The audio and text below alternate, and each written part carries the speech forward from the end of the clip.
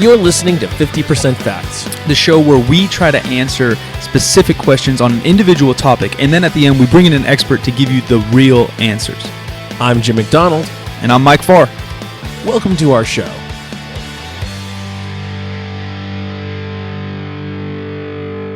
So I'm about to do something I've never done before, which has been it's kind of interesting to contemplate. I did an improv show. Yeah. Like, I've been a group that came up with a new improv format, which is something in the improv world that people just do. They want to come up with new ways to be funny. You capitalize on the talents of people in a particular group or team or whatever. In a way, a game similar to Whose Lines in Anyways. You just come up with your own concept of one of those games, kind of. Yeah, Whose Line is short form. Yeah. And what I'm doing is long form. Is actually what we did is a 30-minute show that is an improvised episode of a TV show in a particular genre. We get somebody to come up and they pick the genre out of like 5 available genres. Yeah. We did a gangster show a couple weeks ago now. One of the things that they do is pick a character that you wouldn't normally see in that genre. Yeah. So like Superman in a horror movie. Yeah, exactly. Something crazy like that. In rehearsal, we did a lot of animals, and that was too weird. Yeah, that was way over the top. This was actually like the person that we picked had some specific things in mind. We picked one person out of the audience to answer most of these questions to customize the show, and the character they picked was Mrs. Doubtfire, and so I did that, and it was fucking hysterical. Like, I don't want to pat myself on the back, but it actually worked out pretty well. Yeah. What an amazing movie. If you guys haven't seen that, and I bet you there's a good amount of people for some reason that haven't seen that. Because it's been a while. It's been a long time. Mid-90s? Yeah. Probably 96 or something. Yeah. And I feel like movies like that don't get talked about. People talk about, like, oh, best comedies ever, and they're like, oh, Animal House. Yeah. Like all the Will Ferrell or whatever. But, like, Miss Doubtfire's gold. So, anyway, this was a tryout. Like, it was a 10:30 show, like, experimental time, and 10:30 p.m. And so we got the opportunity to do a couple more to try to get the kinks out of it, and maybe it'll be something that's like a once a month regular show at a more normal time, 8 or 8:30, whatever, in the evening. Anyway, though, so it's coming up really fast that we have another show. Like, we were given some other dates in December, and suddenly the first one available is like in a week and a half. And the person who hosts the show is not going to be available, so I'm going to host it. So you're not going to... Do you host and act, or no? You just host? Okay. You just host. Okay. But the host does a lot of stuff. We cut in for commercials. There's like 2 commercial breaks in the course of the half-hour show. Yeah. And you have a remote control, so you can stop the action. You can rewind. That's funny. You can fast forward. You can slow-mo. You can mute. And, it's just basically run the show. Yeah. And so I'm going to give that a shot. We'll see how it goes. So for the first rehearsal last night, it was pretty fun, to be honest with you. What's the majority of people in your group? Do you think they're people just trying to get better at public speaking? Are they just people trying to have fun, or are some of them comedians or actors? Everybody has a day job. I have probably the least legitimate day job. We have an attorney. Okay. There's a couple of school teachers. So some of those, though, make sense to me. Like, that's public speaking and how to interact in different situations. Like acting, if you can act and do like improv, then you can kind of do any job. Like even a police officer, like, because he's up on different situations all the time, like talking, not the action side, but like pulling someone over, dealing with different people, thinking on your feet, I guess, is the simple term. Do you think you have? Next question would be: Do you think you had or have an advantage on some of those people because of your background in podcasting or creating content? Like, do you think you're more comfortable than they were right away? I can tell you that, like, when I started taking classes a year ago, the thing that I noticed was that I remembered, because I did a lot of theater in high school, so I remembered like how to be on stage. Yeah. And how to project and how to stand and all that stuff, so you're not covering your face and all that stuff. Yeah, simple tricks that people don't know until you've been in a play. Yeah. And still having a stage voice, it's like, people can hear me, I can project, and it's not amplified or anything. So that was probably the biggest leg up, and then just being able to like construct a thought a little bit more than some people. But like the guy who came up with the format that we're doing, he was part of the Groundlings in LA years ago, 10, 15 years ago. He's the one of us that has kind of the most background, and then there's the woman who was actually hosting. She was involved in comedy.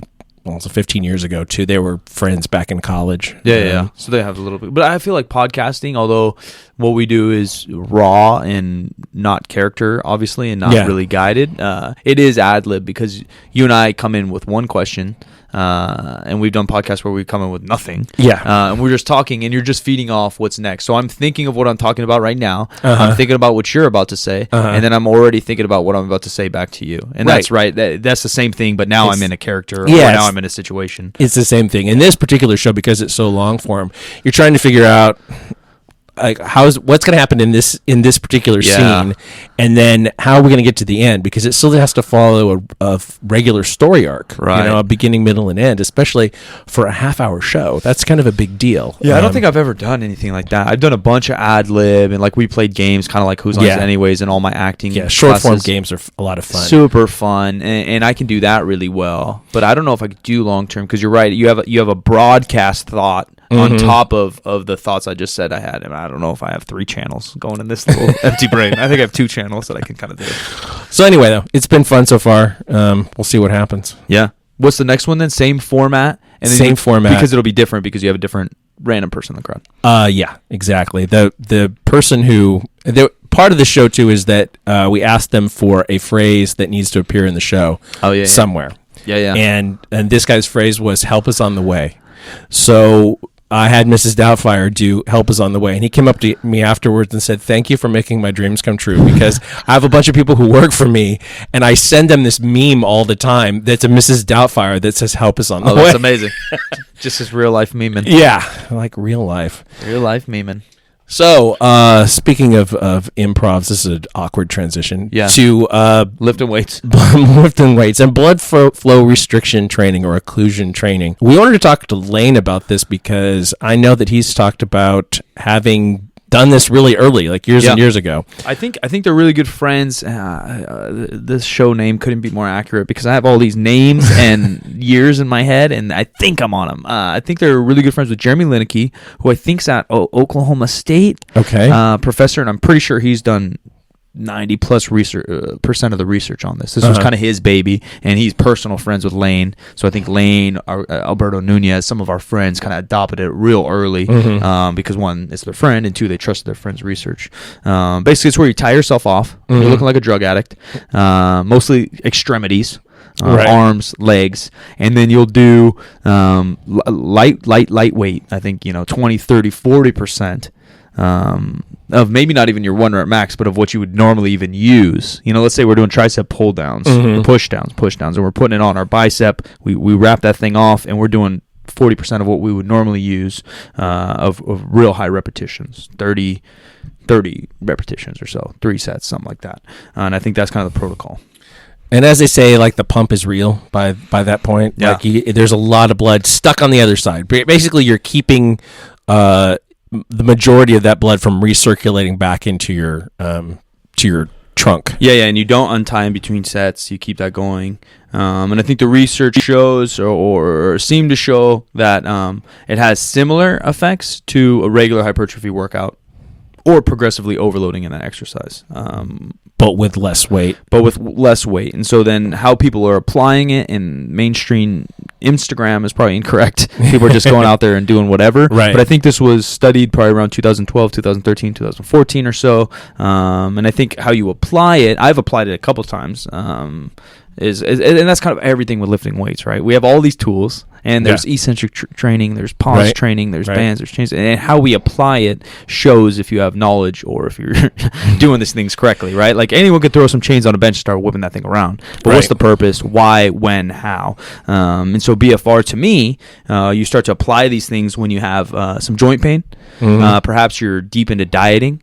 And you don't want to have to curl your PR of 135 pounds anymore. You can just curl some 30s and get similar things. Any kind of injuries, or and maybe Layne obviously will give us real answers. But another way I would probably do it personally is to add another day of volume without wrecking your body. So if I'm doing arms twice a week, I'm not getting the arm volume I need to continue to grow or progress. But my joints, instead of curling 60s again for a third time that week, that's a lot of wear and tear after, pull downs and everything else. You can have another arm day and get a little extra volume in without kind of the pure force of heavier loads. I seem to think that there are some people who are using it for rehab recovery kind of stuff as well, and I don't know nearly as much about that, and I certainly haven't used it in that regard myself, so I don't know. Yeah, I don't know like real injuries. So my best friend just ripped his Achilles. I don't know if that's the time to use it, but I think if you're for me at least, again, this is kind of where my spectrum as a strength and conditioning, whatever it is I am, coach ends, right? If you're injured, go to a doctor, come to me in 6 months. Yeah. If you're beat up, banged up, I could probably work around some things, tendonitis, sprains, light sprains, things like that. So if I have a light sprain, tendonitis, I understand the rehab, right? You're a power lifter or even a football player. It doesn't really matter if we're curling 60 pounds. No. Let's go curl the 15s, make your elbows feel better, and then a week from now we can figure it out. I would imagine there's real rehab stuff, right? Because of the blood clot going on. But the other thing on the internet, so I can just bash the internet for a while, I think people think there's like super maximal gains happening with this. They think it's like a secret. Oh, I think that's what it's turned into. And maybe I'm wrong and I'm misreading these people on the internet that are curling heavy with it, but I think people think that there's extra powers or this is an extra trick. But for at least a hack. I think people think it's a hack. Yeah, a gimmick or a hack. Yeah, people think it's extra gains, but I don't think there's any extra gains. I don't even know if there's gains. Layne will let us know, but the studies might even show that it just maintains what you got going on. Even I don't know. Yeah, do you gain faster? Yeah. Or do you maintain easier? Yeah, I think that's what. I don't know. That's a big question. Yeah, Layne will have all the answers, but I'm pretty sure it's just another tool that can be used when you're feeling beat up. Add a little extra day. My homegirl Katie Ann uses it a lot too, but I know she's used it like deeper into dieting or if you're bench pressing all freaking day, you're a power lifter or power builder, whatever the hell it is you do, your joints just can't. You can't build enough tricep with the amount of load that you want to handle. You can't do skull crushers with 60 pounds because you're benching all freaking day. Right. So let's try to get a little extra on an isolated movement. I think that's another thing too is kind of body weight movements, isolated movements. You're not doing.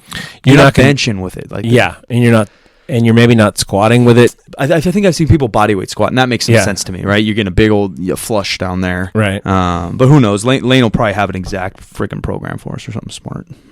Hopefully. Nah, I believe in you, Layne. All right. So, what sold you on this idea, and why do you think it works, or why does it work? Well, first thing I want to say is BFR is not better than regular training. And so what people will then say is, well, then why would you want to do it? Well, because with BFR, blood flow restriction, you can use really light weights and get the same benefits as heavy weights in terms of hypertrophy.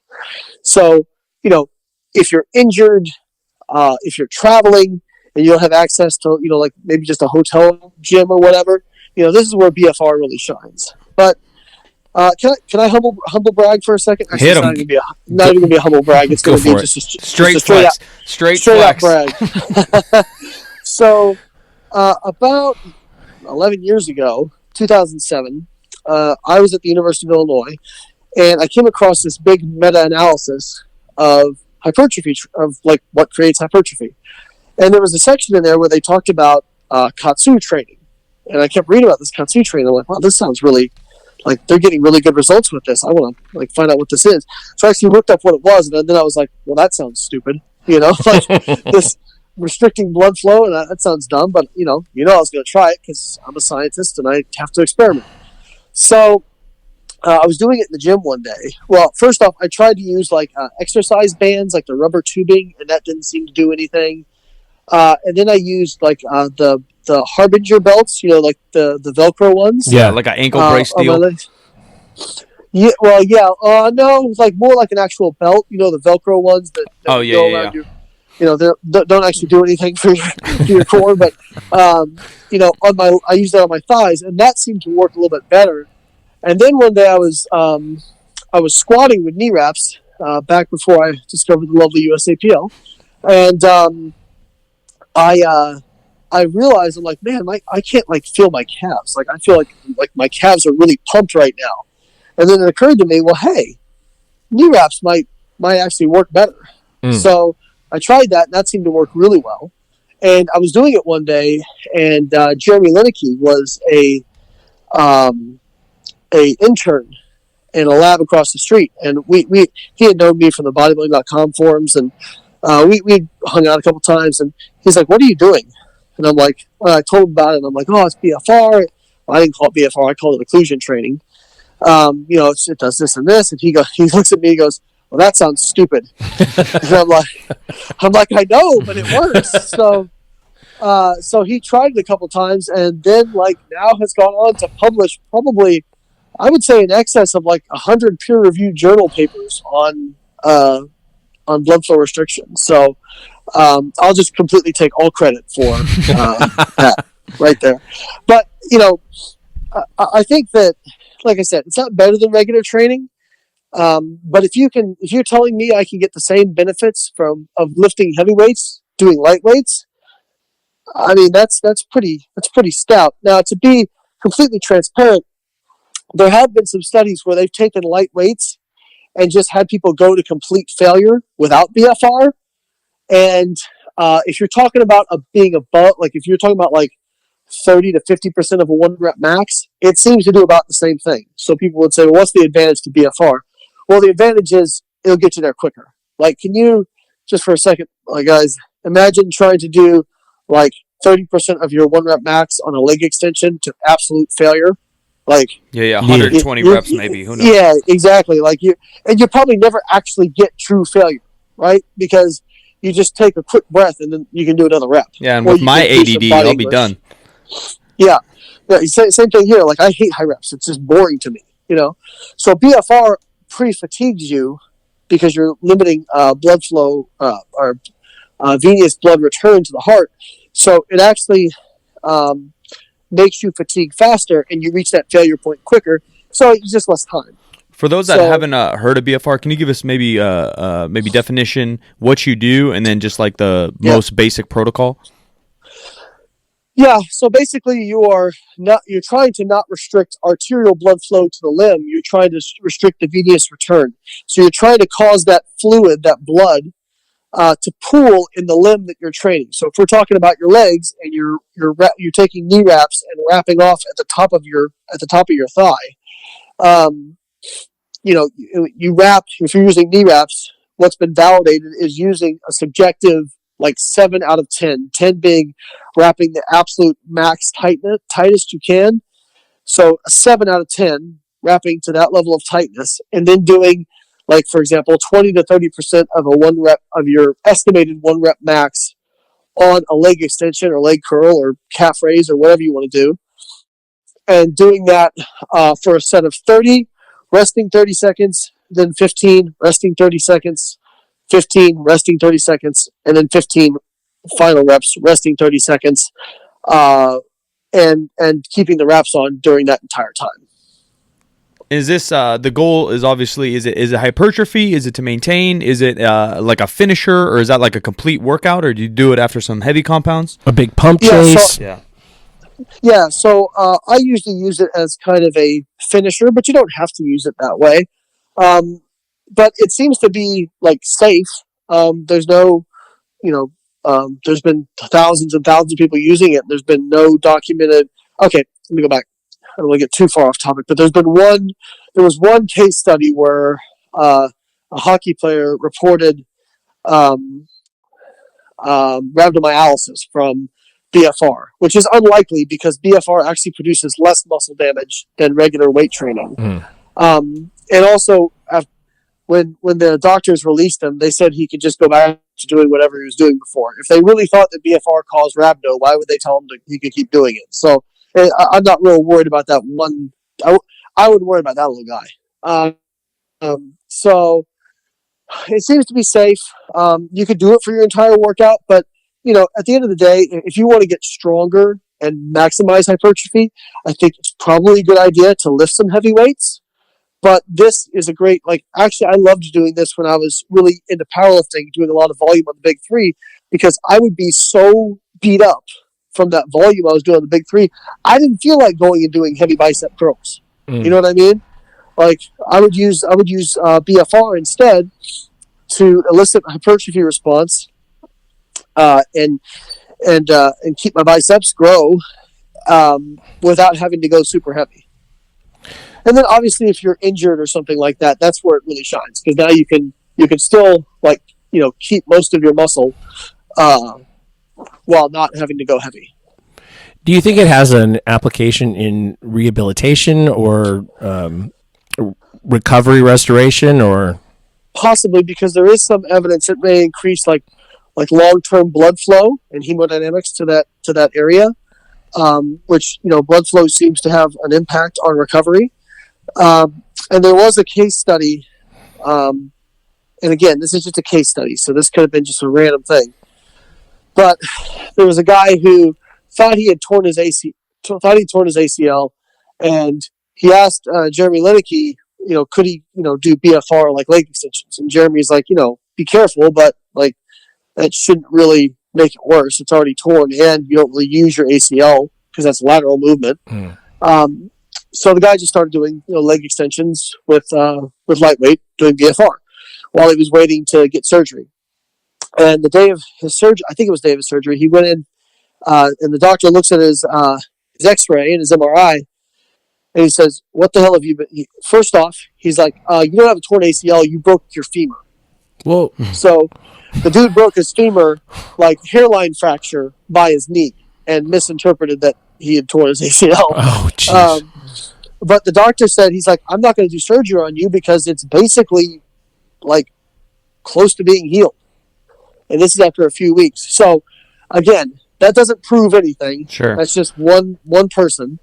But there have been some people who have said, this may have some, recovery properties long term because you're improving blood flow. And if you improve blood flow to an area, hopefully you get better recovery. But we don't know at this point. Can we get Jeremy on that?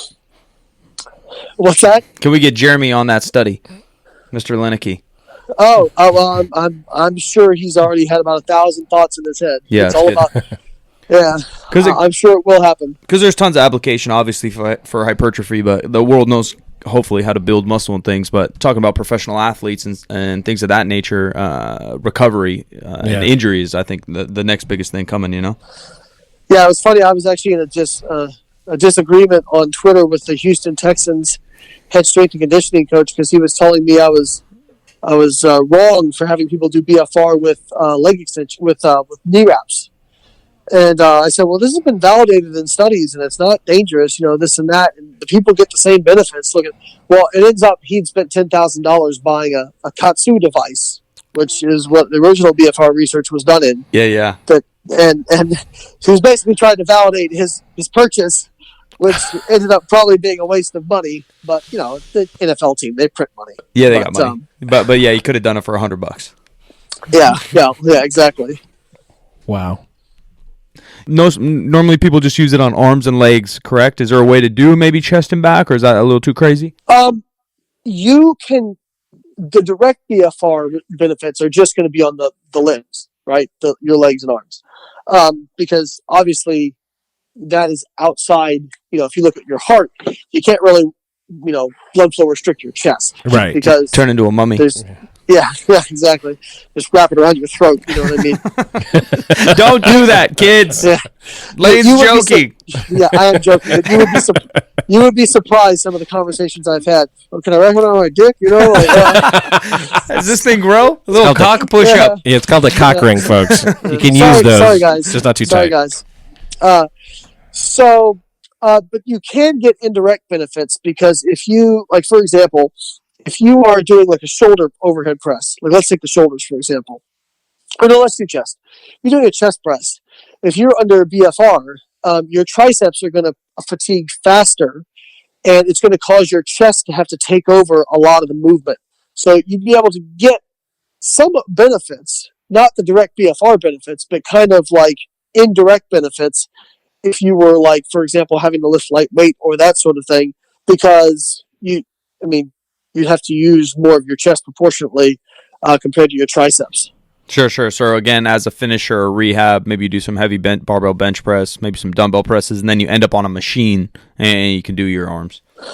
Right, that's true.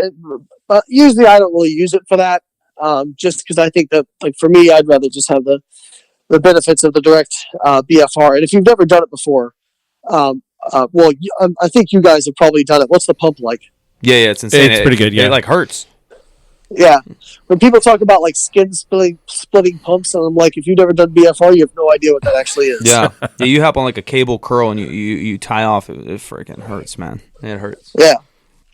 I guess plug away again, Layne. Where can people find you? Biolayne.com. That's where, if you're looking for any information about me, we have a workout builder there as well for our members. So basically, it's $12.99 a month, and you get access to all our custom templates and programming, and as well as the premium articles and weekly Q&A we do.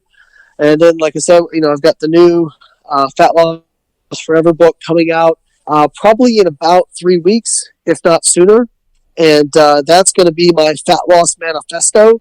All that stuff we talked about is in there, and it's probably going to be about 400 pages. And it's just a great resource, whether you're frustrated with dieting, feel like you're not getting results, or feel like you're always spinning your wheels, or you just want to become more educated as a coach on the process and what actually happens and strategies you can use with your clients. I think it's going to be great for anybody. We've already been getting some great feedback from the small amount of copies that we've sent out to some of our experts. So I just got a review back from Dr. Andy Galpin, and he was gushing over it pretty good. So to get a nice review from somebody like that, I think that kind of speaks to what we put together.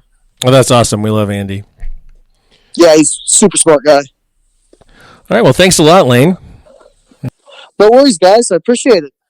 You can find Mike at Silent Mike with 2 Ks on Instagram and Twitter. You can find me everywhere as at the Jim McD. You can find the show on Instagram and Twitter. 50% facts, 50% spelled out, and facts. If you like this show, do us a favor, leave us a quick review on whatever platform that you're using. We're obviously trying to do something different here. This show is attempting to create more of an encyclopedia of information, something where you can go in and find what you're looking for fairly quickly and not have to listen through hours of another program and pick the nuggets out individually. All the expert commentary is in the last part of the show always. So if that's all you're looking for, you can go right there and listen to it. Anyway, leave us a review. We'd really appreciate it, and we'll talk to you next week.